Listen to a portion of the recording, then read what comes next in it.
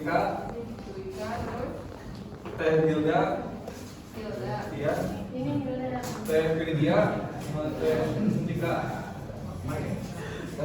Udah segini nggak ada yang ketinggalan. Enggak ada.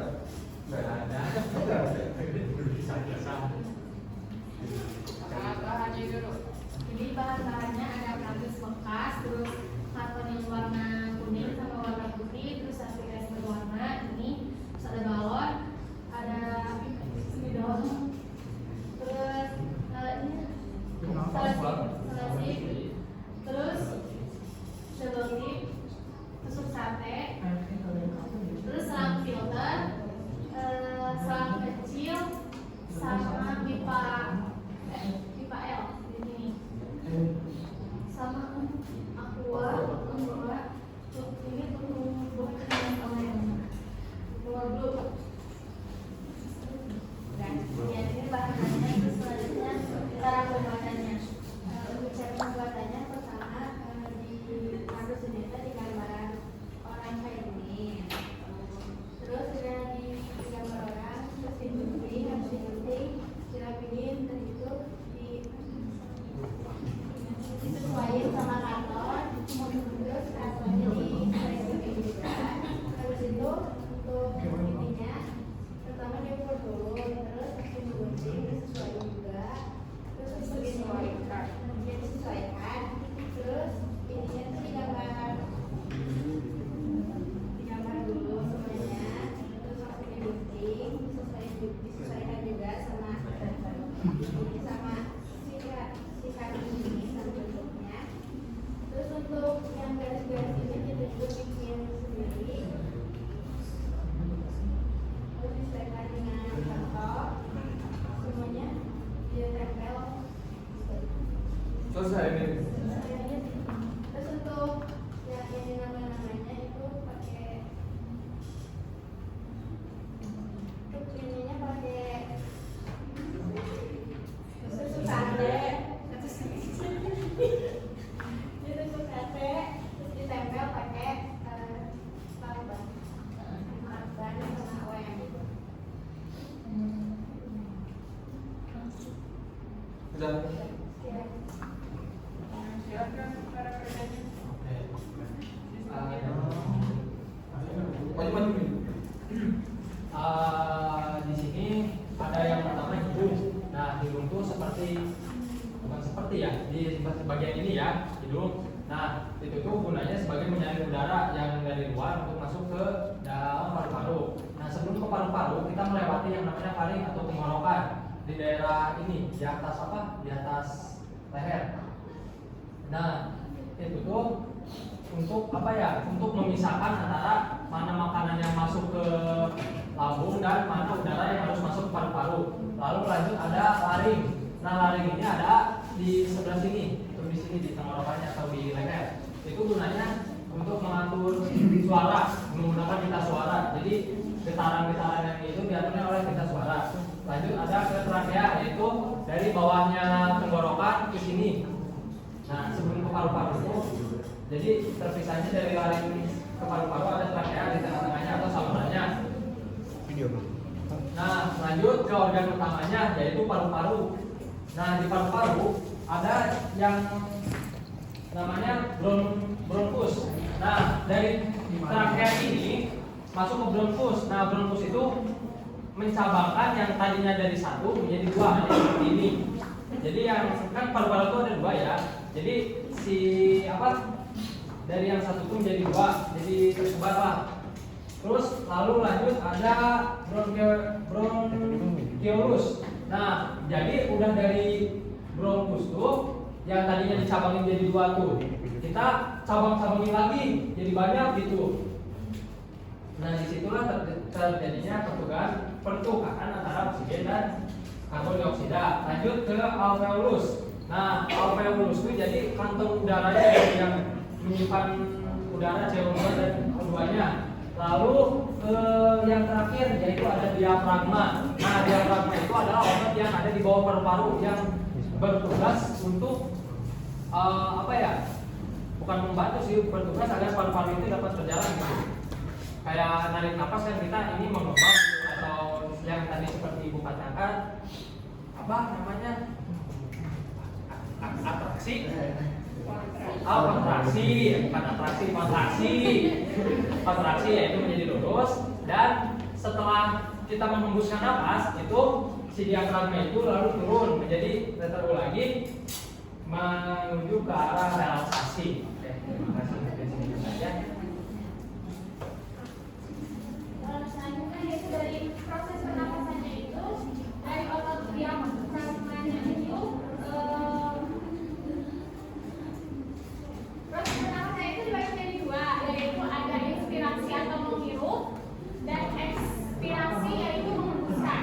Kalau untuk yang menghirup itu atau inspirasinya itu otot diafragmanya itu berkontraksi dan turun, rongga dadanya itu meningkat dan paru-parunya itu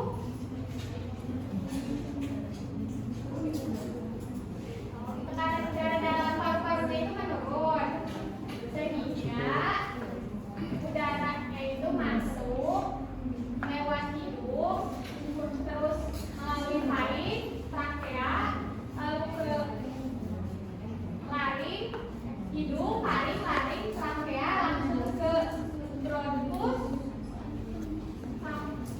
bronkiolus hingga ke alveolus. Kalau untuk ekspirasinya itu otot diafragmanya itu rileks dan naik, rongga dadanya itu mengecil, tekanan udara di paru-parunya itu menurun. Terus sehingga keluar melalui alveolus ke bronkus, bronkiolus, bronkus, trakea, laring, dan keluar melalui hidung.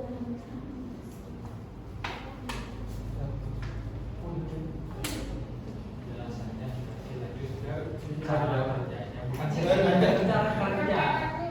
Oh, sudah ada. Cara kerjanya.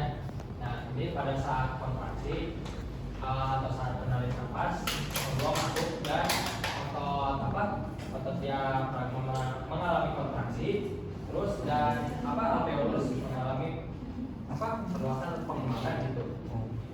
Lalu pada saat tadi itu kan Rongga dadanya gimana yang barusan masuk? rongga dadanya mengembang. Ulangi, sekali lagi.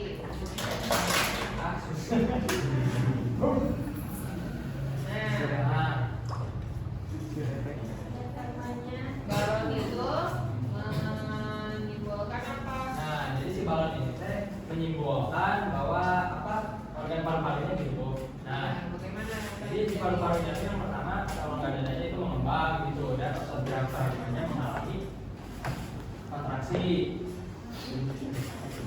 Dan tekanan udara Ya, sekarang inspirasinya. Nah, inspirasinya saat kita menghembuskan napas atau mengeluarkan ekspirasinya atau saat kita menghembuskan napas si rongga paru-parunya atau si rongga dadanya itu mengalami pengecilan gitu atau mengecil, lalu dia menyusut dan otot diafragmanya itu mengalami relaksasi. Ya, O2-nya yang dari CO2-nya yang tadinya di paru-paru keluar melalui Ada pertanyaan? Jadi, Itu bronkusnya pakai bahan apa? Bronkus ini dari selang pipa L sama ininya Pipa L. iya Selang. selang yang berikan buat berdiri Selang buat ikan. sama filternya mobil. Jadi kenapa pilih itu? Karena udah jadi L. Cocok aja gitu. Oh, dia bentukannya udah L. ya, Iya. Kaitannya dengan sistem di paru-paru dan bronkus apa? Kan buat dua ini bukan. buat galon Dua ini. yang dari dari laring dari laring atau pada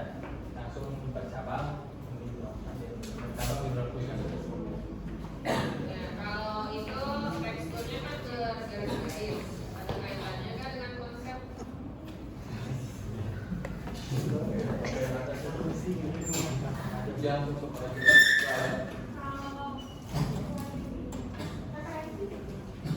Dilihat dari referensi YouTube-nya. Iya, kenapa yang buat Kiriki? Ada kaitannya dengan konsep kira-kira?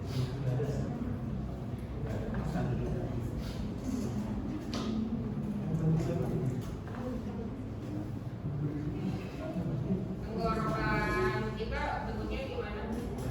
Ya, ya. Dia bukan kan dia gitu. Dia Ya makanya kalau dijawab dulu dibuka dulu. Saya katakannya kalau ada sama konsep, kenapa itu begitu? Ya, jadi sebetulnya kenapa dia pilih yang berkeliki mungkin di YouTube yang pilihannya itu karena memang ada kaitannya dengan konsep bagian rangkaian kita ini tidak betul-betul lurus mulus ya, tapi ada seperti tulang rawan. Makanya dia bentuknya berkeliki itu. Itu salah satunya. Oke, ada pertanyaan? Tidak? Tidak, Ibu. Kan? Cukup? Sama ya, ini tinggal ditambah judulnya. Nah, stop. Oke, ditutup. Baik, terima kasih. Hanya itu yang bisa kami sampaikan. Assalamualaikum warahmatullahi wabarakatuh.